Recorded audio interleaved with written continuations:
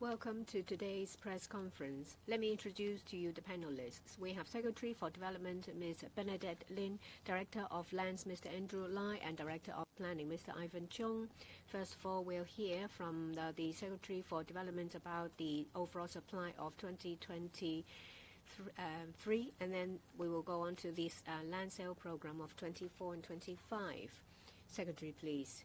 First of all, let me apologize. I have to wear a mask because I have got some viral infection. I hope you will all hear me.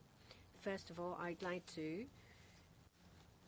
take stock of the 23-24 financial year land supply because we are still in this fiscal year.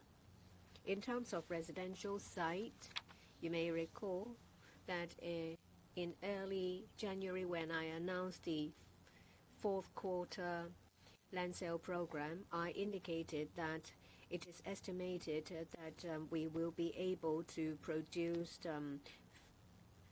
11,500 units, which is close to the target of 12,900 units.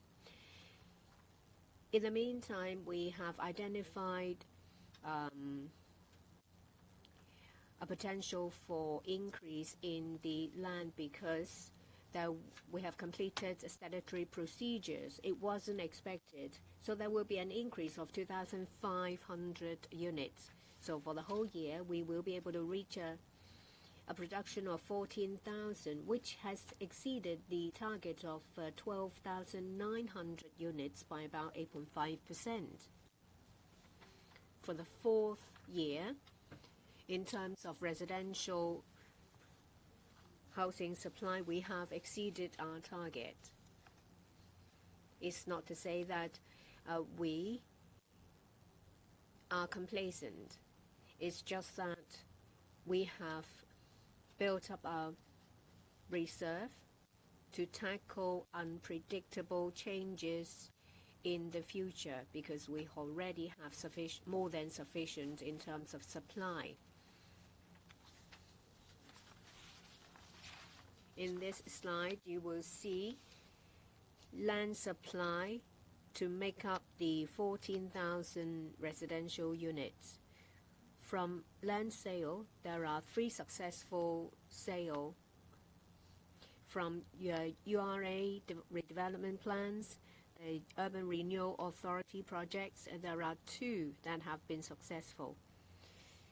For private development projects, there are about 10,720 units, which accounts for a lion's share of the 14,000 units. What does it mean? It means that apart from government land sale, housing supply from the private sector is important. That's why we have coordinated different government departments to expedite the approval of private development projects. We encourage landowners to communicate with departments to sound them out before the project starts. In terms of lands matters, there is a dedicated team under the lands department to handle lease modification.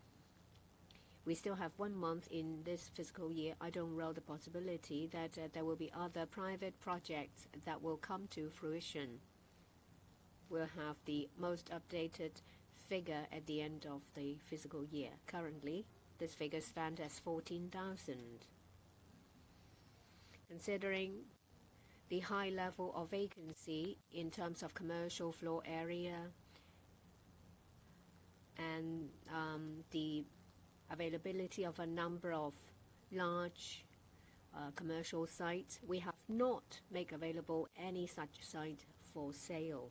In terms of industrial sites, we have already announced that before the end of the fiscal year, there is a site in Yuen Long, 3.2 hectares in area. There will be a tendering is going to be modern service industry for logistics, modern manufacturing, repair workshop. It will provide a gross floor area of 660,000 square meters. We require that no less than 30% of the floor area will be handed to the government for use to re-provision for affected brownfield site operators.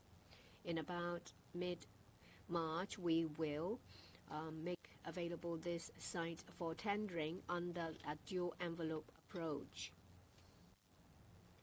There is a given policy objective for this site, which is to help the transformation and upgrading of brownfield site and to provision for affected brownfield site operators. So there will be a dual envelope. 70% will be for the non-price factors. The remaining 30% will be attached to pricing.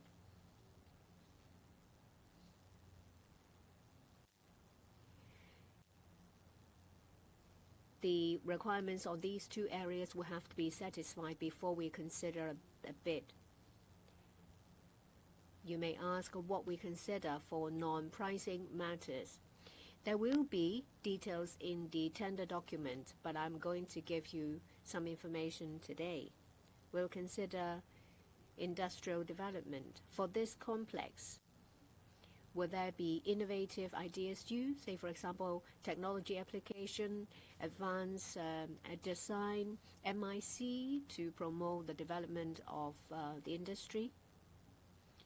The industry is to be used to assist in brownfield site operators. So we ask at least 30% of the floor area to be given to the government. Will the bid offer a higher percentage for that? If that is the case, that would be a higher rating. 60 months will be given to the tenderer, but if the tenderer is willing to shorten the time, there will be a higher rating. There is another factor. Will there be flexibility in the design of the complex to cater for different types of brownfield site operators in the 30% of land, say for example, flexibility in pillars and beams? So these non-price factors will be considered. In terms of detailed consideration and the terms, you will see them when we start the tendering exercise in mid-March. This shows that when we make available for sale industrial site, we make use of different approaches instead of relying solely on the price. Policy objective is very important as well. Now, may I move on to the land sale program for 2024 and 25.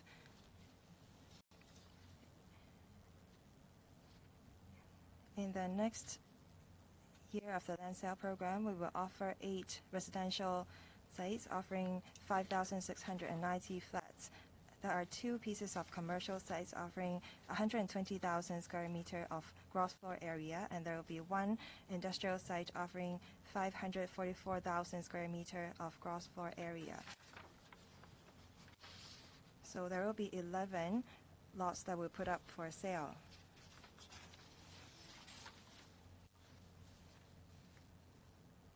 Now let me explain about these sites, and then I will defer to the Director of Lands, who will go into the details of the residential site.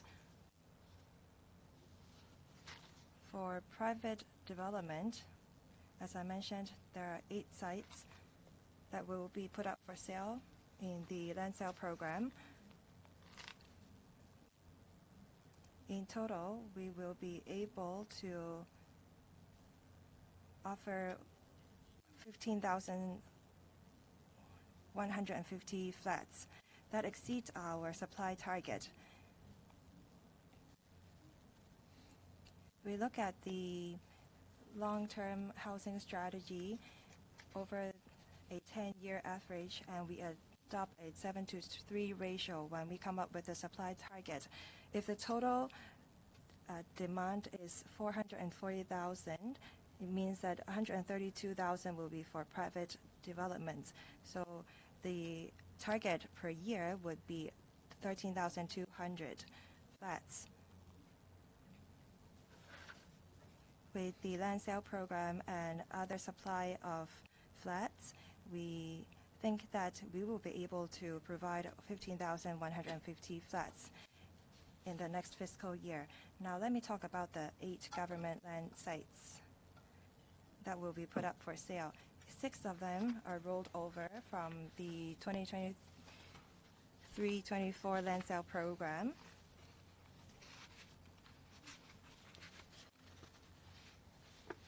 But if you remember correctly, there should have been 8 sites that can be rolled over, but there are only 6 in the land sale program this year,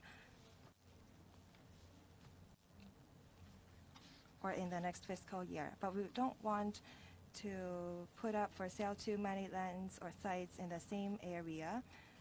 We already have a Chongqing site for sale in the next fiscal year, and for railway development, there is one in Chongqing as well.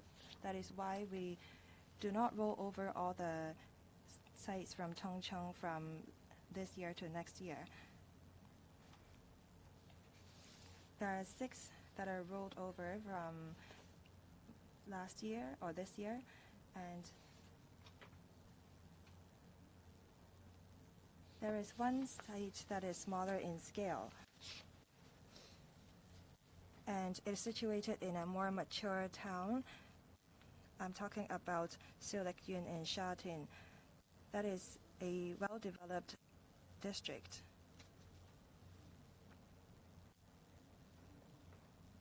We think that as the market is still quite quiet, this kind of small lot would be more attractive to potential tenderers.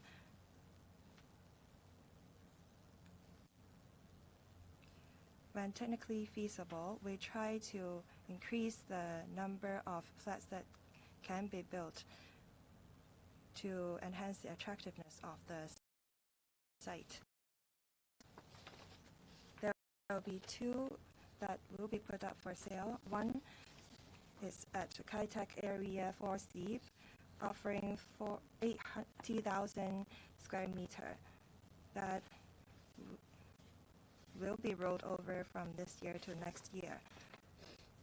There is another site that is new. We adopt the same direction as mentioned.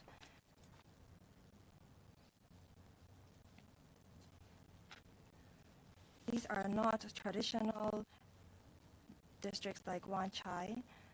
We have a smaller site in Shatin, which is of 4,100 square meters, that can offer 40,000 square meters of gross floor area of commercial nature.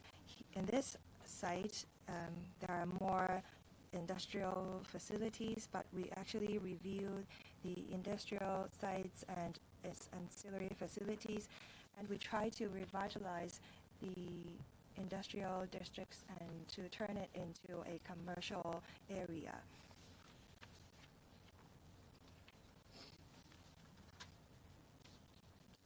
You may ask this question. So apart from Kai-Tak, there are 2 pieces of site available, one in Queensway Plaza and one in Lockhart Road. For the site in Queensway Plaza,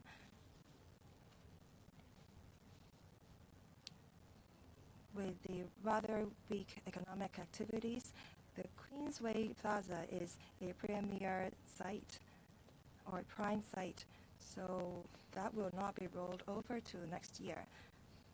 There is a mall there, and the government is talking to the tenant for renewal of tenancy. As the discussion is still underway, we should not put it up for sale. we need to allow the tenants to renew its tenancy for quite some time. As for whether or not this site will be put up for sale in the future, we will have to see. As to why we have not put up the site in Wan Chai for sale, you may notice that the old Wan Chai police station will be converted to the International Organization for Mediation, and the government has gone to the Legislative Council for funding approval. We want to complete the headquarters in 2025, and Lockhart Road will need to be used to support the construction. So the site at Lockhart Road will only be made available after the construction of the International Organization for Mediation headquarters is completed. There is another potential supply of land. The Urban Renewal Authority would like to roll out a project in Kwun Tong. The same project was put up for sale earlier, but there was a unsuccessful tendering. For this residential project, there will be commercial elements included. So if this site is put up for sale, that would provide for commercial facilities.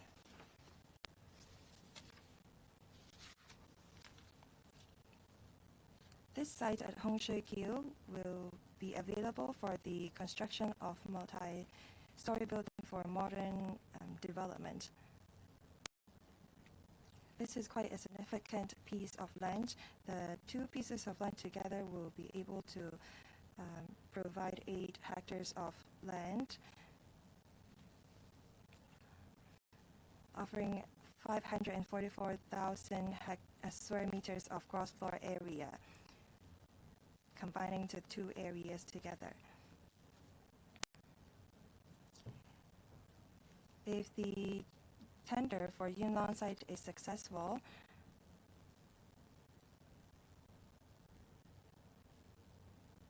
we actually have a lot of sites that is suitable for the construction of multi-story buildings to help with the operation of the brownfield operations. Thank you. We understand that in the logistics development blueprint by the Transport and Logistics Bureau, they want to regularly launch altogether 4 sites of 19 hectares of land for logistics use between 24 and 27. We have not included the site in the land sale program because we would like to give more time for the TLB to make a decision. When it's the right time, details will be announced. I've already gone through the situation. I will now defer to the Director of Lands for more information. Thank you. I would like to give you a presentation about the details of residential sites. There will be a number of sites for residential use that will produce about 5,700 units in the land sale program. You'll find these sites all over the territory. There is one on Hong Kong Island, one in Kowloon, and 6 in the New Territories. If you've been following the news of lands, you realize that there are 6 sites that have been rolled over from the program last year. For Site 7 and 8 in Sha Tin Siu Lik Yuen is a new one. There are 2 sites in Sha Tin that have just been added. They are of small to medium-sized sites next to a mature community. I believe that they will be very popular.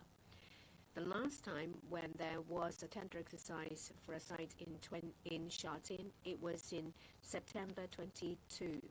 We have received 7 tender documents that are interested that were interested.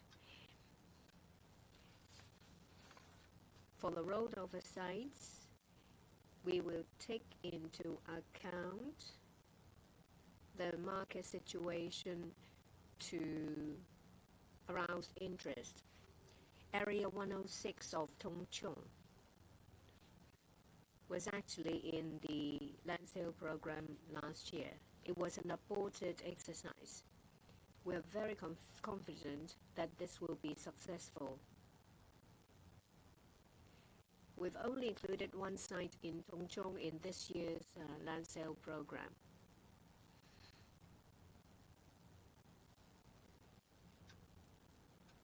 We have heard the views from the sector. The per unit size of this project will be reduced from 90 square meters to 60 square meters. There are 8 residential sites. You'll find that there is one site that will churn out less than 100 units. It's in Changsha in Lantau Island. For sites that can churn out 100 and 500, there are 6. There is one in Siulik Yun, one in Clearwater Bay, in Sai Kung. For sites that can churn out at least 500 units, there are 5. The largest one that will produce the biggest amount of units is in Sokun Wat. It's in 2.7 hectares that will be able to produce 1,600 units. The second largest is the runway at Kai Tak. It was also in the land sale program last year. 6 of the 8 residential sites have completed rezoning. There are 2 that are in progress. It's the 2 sites in Siulik Yun. The procedure will be completed within a very short time, and it will be launched in the tender exercise. There are also other sources of supply from the MTRCL. In the coming fiscal year, they plan to relaunch Tongchong East Station Package 1 that will produce 1,200 units. We'll leave it to the MTRCL to make the announcement later. From the URA, there are 3 projects. They will be able to churn out 2,900 flats in Kowloon City, Mongkok, and the multi-purpose development in Kwun Tong Town Centre. For the Kwun Tong Town Centre project, there will be 1,700 units produced and a commercial floor area of 140,000 square meters. Apart from projects from the URA and the MTRCL, there is also another major source of housing supply, that is from land modification. We take the average based on the 8-year average of the past decade, excluding the 2 years with the highest and the lowest figures. We reckon that 3,200 flats will be produced under sites subject to lease modification or land exchange, and from sites that don't need to go through lease modification or land exchange, there will be 2,200 flats. That means in total there will be about 5,400 units produced from private development.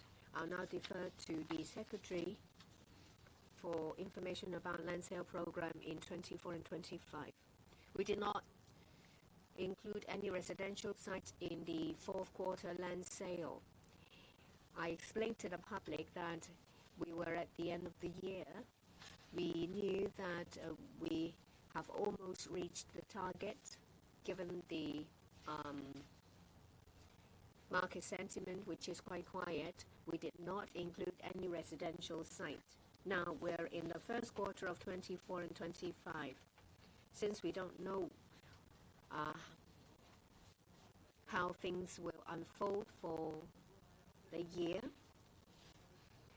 we understand that the market is still sluggish. We think that it is still the right time to make available one site in the land sale program. This is a new site, and it's near a mature community.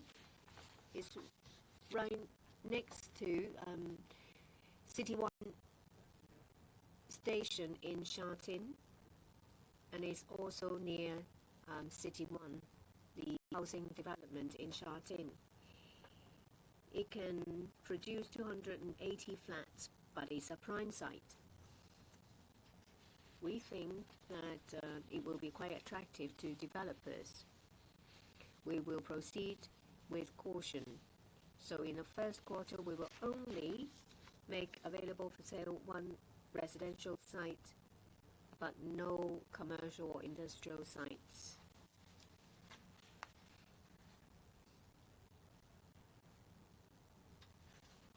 In the first quarter, will there be private developments with or without lease modification coming to fruition? We don't know. For this site, that is the site in Sha Tin, will require the developer to build community facilities. It will be about 725 square meters of the entire site. The facilities will be a daycare center for the elderly, operating centers for teams that provide home care service to frail elderly people. We want to make use of the site in the land sale program. We will leverage on the capability of private developers to provide these facilities. Before I give the floor to you all to ask questions, I'd like to say that the government will continue to create land. We will stick to our promise to produce land. We will, in an orderly manner, make available land for economic and housing development. We want to maintain our steady land supply. At the same time, we'll continue to monitor the market situation and take into account different sources of land before we announce quarterly land sale program in advance and announce arrangements for land sale. We'll also give ourselves some flexibility to make available new sites so that we will have more flexibility. Thank you. Please indicate the media outlets that you belong to before you put your question. The lady in beige, please. Good afternoon. I'm from TVB. There are 6 sites that are rolled over from last year. Say for Tongcheng Area 106A, there were some developers said that they consider the risk that they can bear, and that is why they decided not to put in any bid. Now, have you taken into account the concern of the developers before putting this site up for sale? As for the Sha Tin site, it's rather small in scale. You said that it's flexible because it's small, but are you worried that the ancillary facilities are not enough and the developers will be concerned about this?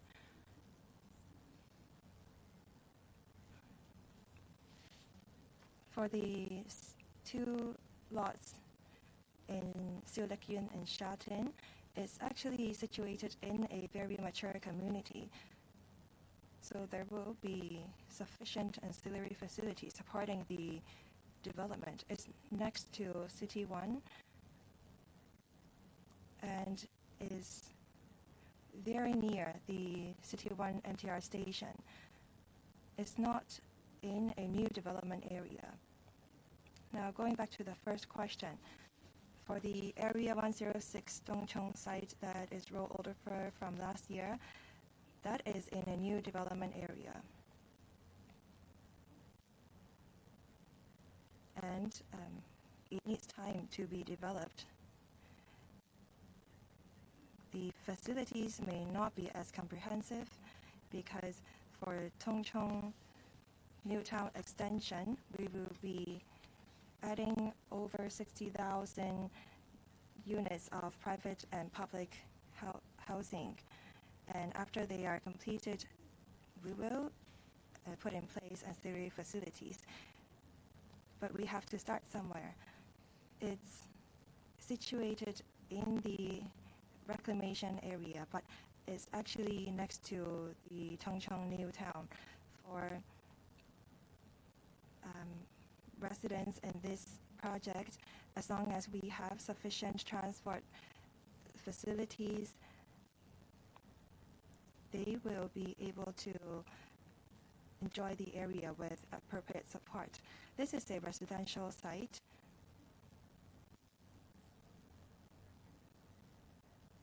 And we have a new measure that we encourage the residential developers to include facilities for young people in their developments.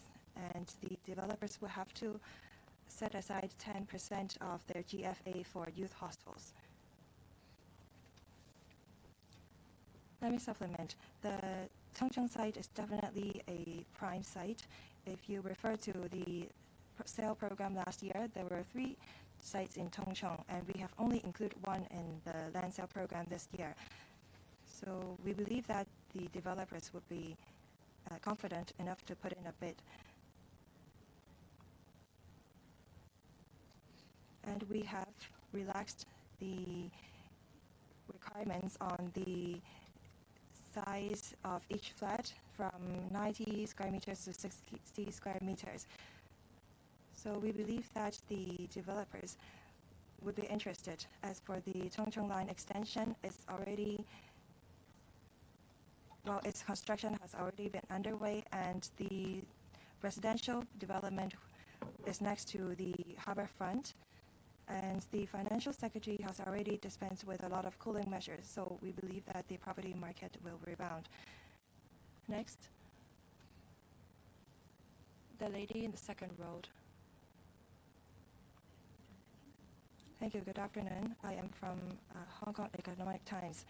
You mentioned that you will break down some of the larger sites into smaller ones. Will you be doing that this year? Well, there are 2 government lands that have not been included in the land sale this year.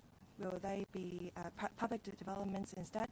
Apart from Hong Shui Kiu, will you conduct land exchange for other areas or sites in other areas? And how confident are you in the land exchange exercise this year? Well, there are a few questions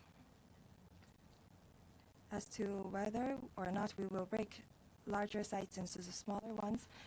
For the 8 residential sites that are available, for the Kai Tak area 4, Seaside 4, and the site in Sokun Wat are rather large. They can provide about 1,000 odd flats that are of larger size.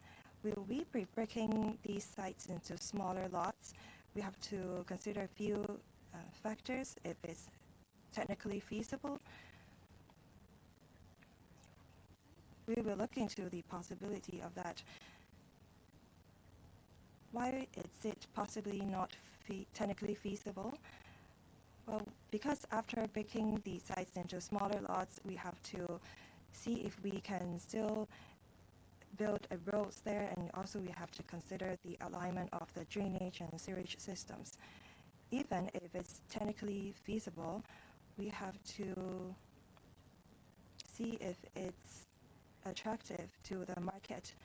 For Kai Tak, we have lots of larger scales and that are very popular.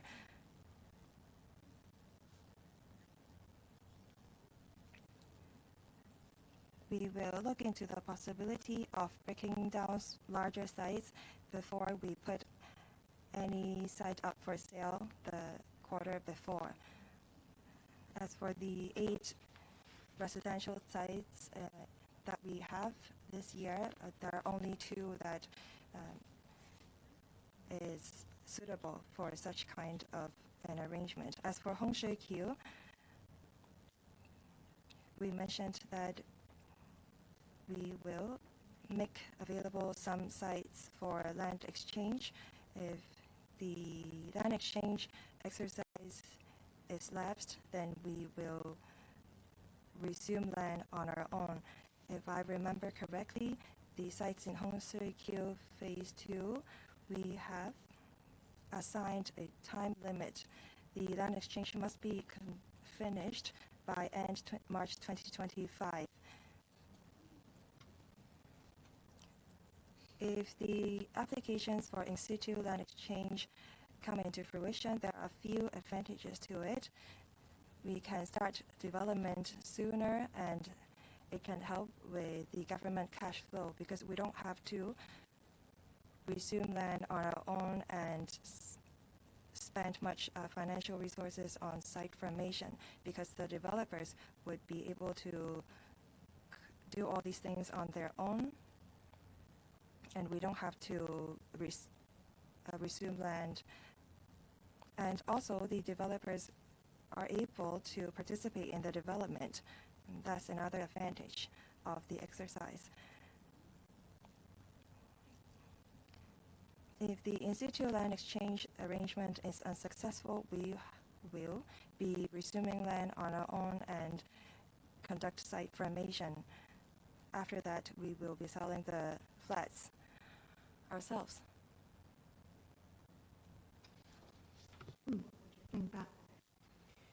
Yes.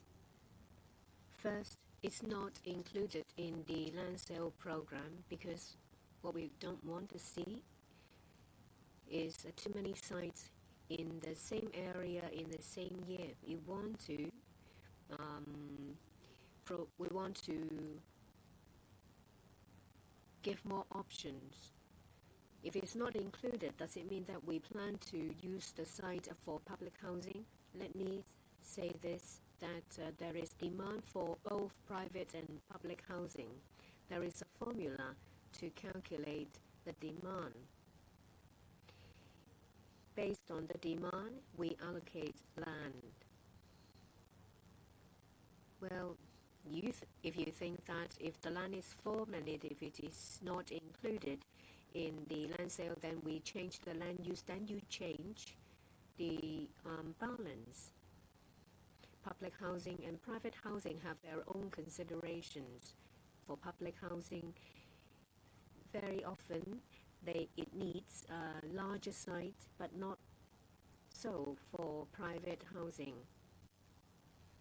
Sometimes in areas with a lot of public housing, we would like to see some private housing there. It will be a more balanced development, so we will not, without good reason, make changes. Let me supplement. There is the Hongshui-Q New Development Area Land Exchange application. There are 2 such applications in Kutong North. We've changed the land ownership from 100% to 90%. Before the end of April, there will be a result for 2 applications. Yesterday, there was an announcement from the Hong Kong Monetary Authority. The stress test was relaxed, and there was also relaxation for the loan-to-value ratio. At the same time, there was an announcement that will help developers. Back in 2017, the Hong Kong MA, given the then situation, changed the financing restriction or threshold from 50% to 60%. Yesterday, it was announced that it's switching back to 50% to 60%. For financing ceiling of construction, the threshold has been relaxed to 100% from 80%. So in terms of cash flow and production cost for developers, I'm sure these measures will help. And the lady in white, I'm from Hong Kong Economic Journal. First question is about Tongchong. Two sites, that is 106B, 106C, have been excluded. For 106A, you think that the size is smaller than 106B. How many units can be produced from 106A? What will be the terms of the youth hostel? When will it be launched? Why did you keep 106A instead of 106B? At the time when 106B was put up for sale, there was concern about capacity of infrastructure. If there is an increase of a number of units from 106A, is there a possibility that the transportation capacity will exceed this limit? Will you need to do more in that area? There were a number of aborted sites last year. Did you find out the reason why for those abortions this year? Have you made any changes to attract developers to put in their bids, say for example, in the selection of sites? What about setting the price? Developers were concerned that there was a discrepancy from the expected price and the price you asked for. Have you made any changes in this regard? I'll reply to a number of your questions before I defer to the Director of Lands, especially for details of 106A. There are 3 sites from Tongchong. We chose 1 to include in this year's program. There is a policy consideration. Previously, there was an announcement saying that for this site, we would like to see some youth hostel units. We want that to materialize as soon as possible. That's one of the reasons.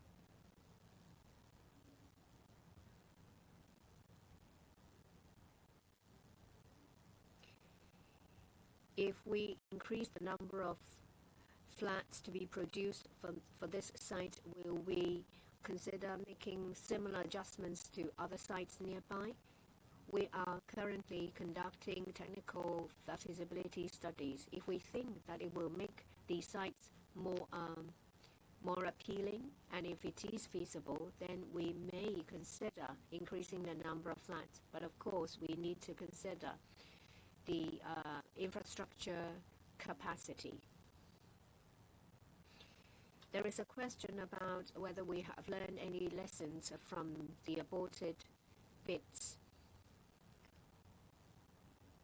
We all understand that last year was lackluster and there were a lot of uncertainties. Developers in a situation like that will be more picky. That's understandable. Yes, there might have been a number of aborted bids, but at the same time, there were successful ones. At the same time, we saw successful land lease modification in a number of projects. So the situation wasn't stagnant. There were different activities taking place. We just treat it like the normal course of business. But you can see that we have selected certain sites to be included in the program. We've done it after careful consideration. We want to have moderation. There aren't many sites in the land sale program for the coming year. It shows that the government is prudent. If we make available too many sites, perhaps the market will think that we are unrealistic. The site on which there will be a youth hostel, for details I'll defer to Mr. Lai.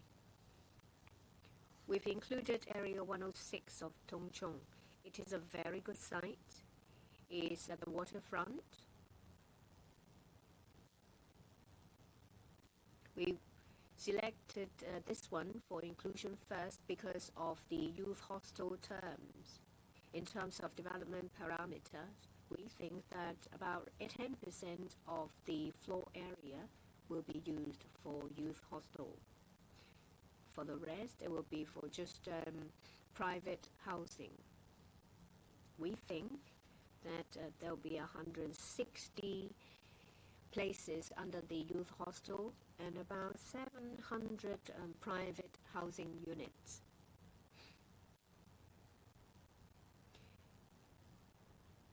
You expressed a concern about shrinking the size of individual flats. That means there will be more units, and whether the infrastructure will have the capacity to cope with that. Well, it's just the adjustment is just for individual sites. When we have decided to launch a site in this way, it means that we're confident that it can be done. 2 sites were aborted in the tender exercise last year. As the Secretary mentioned, developers have their own considerations. For the land exchange in Kutong North, Fanling North, the result wasn't too good. An agreement could not be reached.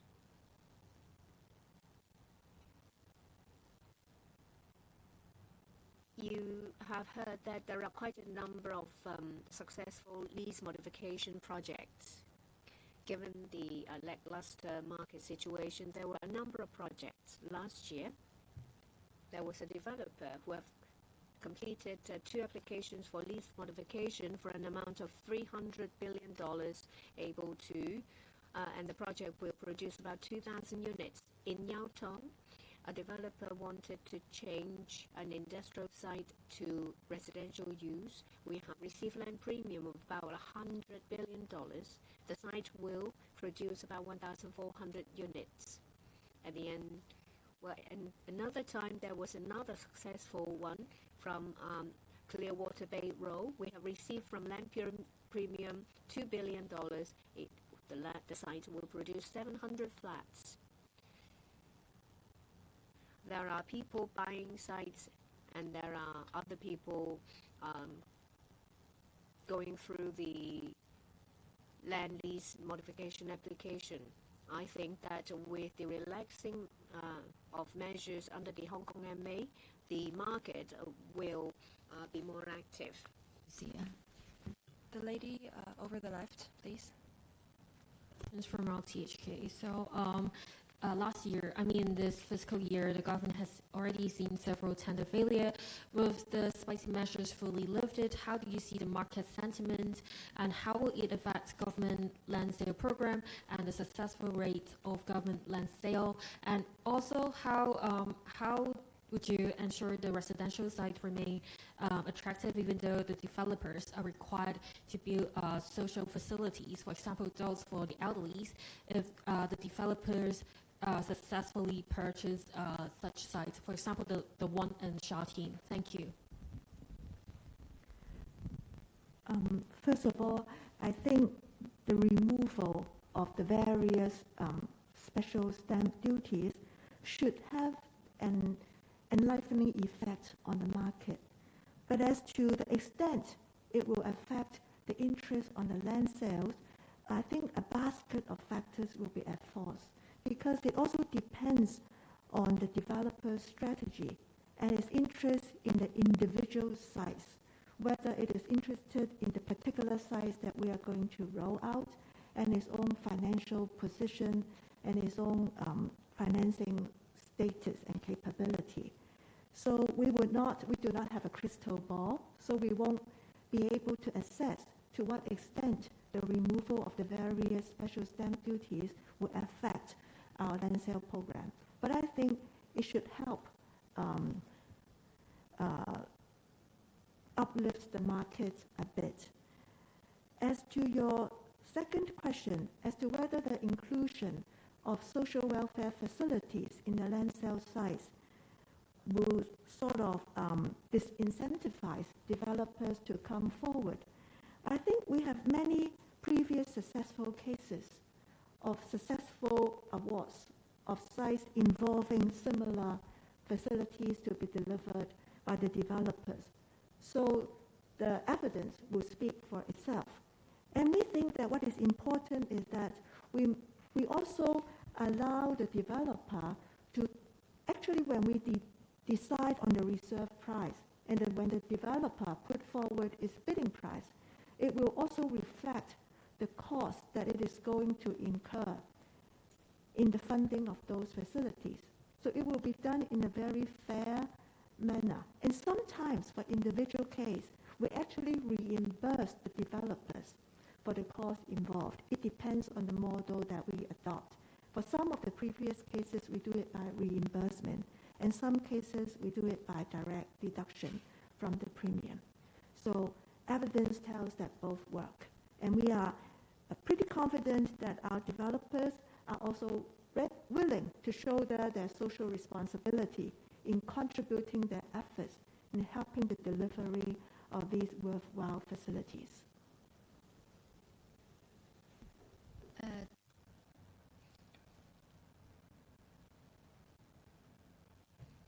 The lady over the left in the last row. Good afternoon, I'm from AM730. The revenue for land premium fell short of expectation last year. So what is your expectation for revenue of land premium this year? As for Kawicha Artificial Island, the financial secretary said that they will postpone the implementation of the project. May I know if it will be realized or implemented? For revenue for land sale, the estimated figure that we put in the budget was actually an estimate that hinges on the lots available on the land sale program and the market situation. For the land sale program 2024-25, the estimates that the financial secretary has is $33 billion for the revenue of land premium. There's nothing special here because the figure in the budget actually depends on the market situation and the types of sites available on the land sale program. And if the sites can actually be sold. Regarding Kawicha Artificial Islands, may I stress again that the direction of the government is very clear. For Kawicha Artificial Islands and Northern Metropolis are two major development projects that we need because they will provide land for us for the upcoming 20 to 30 years. These two projects will not only provide land for construction of housing, but they will also improve the quality of life and help and support our economic development. As for Kawicha Artificial Islands, its importance does not only lie with the size of its project. For Northern Metropolis, it's of 300 hectares or 3,000 hectares. Some people say that we should consolidate all the brownfield sites so that we can come up with 1,000 hectares of land. But actually, the location of a site is also very important.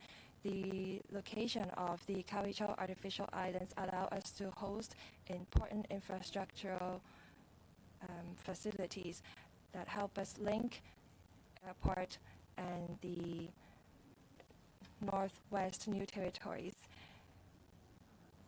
The Kawicha Artificial Islands is a brand new piece of land and is very strategically important because we will not be needing to cause nuisance to any landowners or brownfield operators because it's a brand new piece of land. We can implement innovative planning there. As an international metropolis, we are capable of conducting large-scale projects and adopt innovative design in the creation of land. The Financial Secretary mentioned in his delivery of the budget that we are having pressure in terms of our finance. For mature projects, we will implement them as scheduled, but as for projects that are still in the planning stage, we may postpone it.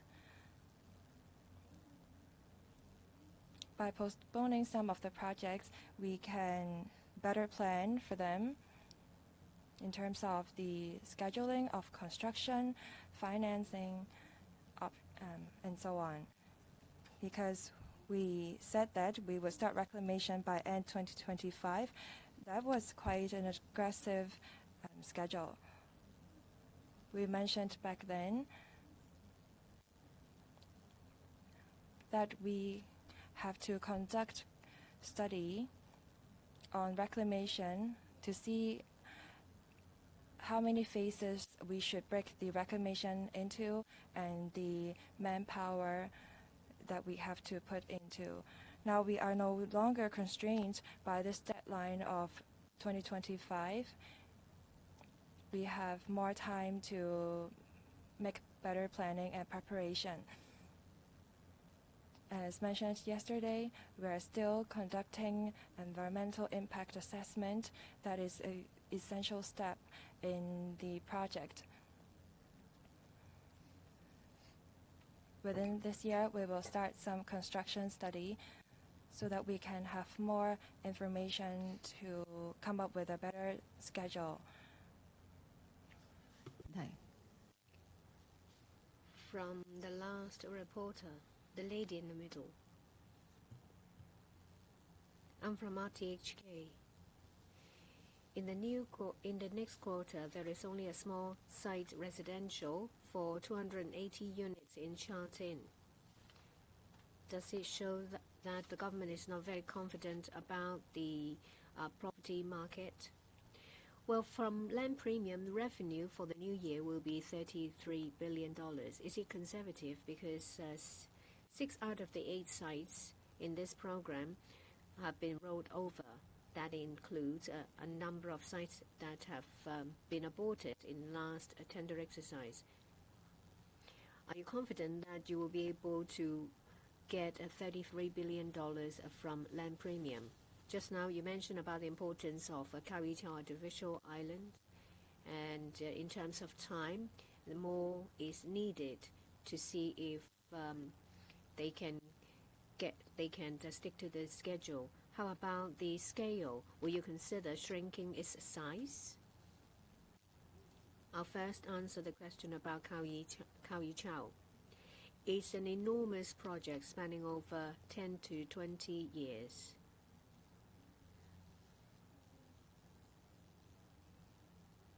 We should not make an assessment about the success or otherwise of this project from the current situation, based on the current situation, because we may make judgment errors. We will conduct analysis of different scenarios. What we do not do is to consider how to make plans of a long-term project based on what is happening now. Sometimes we should not take the easy approach by thinking that if we shrink the size, it will be easier. In some cases, we need economies of scale. If the site is too small, we won't get that. We're talking about a project involving reclamation, creating new land, the provision of strategic roads and railway lines. We need the project to be sizable to carry all these major roads and railway lines so that members of the public can use these new road and railway network to go to different places. when we decide to take on a project, we need to consider that we need to make it sizable to get economies of scale. The other question from you is whether we are not confident about the prospect of the property market because we only include one small site in the coming quarter. What I'd like to say is that our decision is based on careful consideration of the market situation. Yes, the cooling measures have been removed, and they were removed only yesterday. We've started the land sale program just now, and we have selected a rather attractive site to be included in the next quarter. As the Director of Lands said, it is right next to a mature community. About the estimate of land premium revenue of $33 billion, whether it's too conservative or optimistic. We think that it is an appropriate estimate, given the fact that it's already included in the budget. But as to how it eventually turns out, we don't know. We don't have a crystal ball, and that has something to do with the relationship with the market. That's the end of the press conference. Thank you.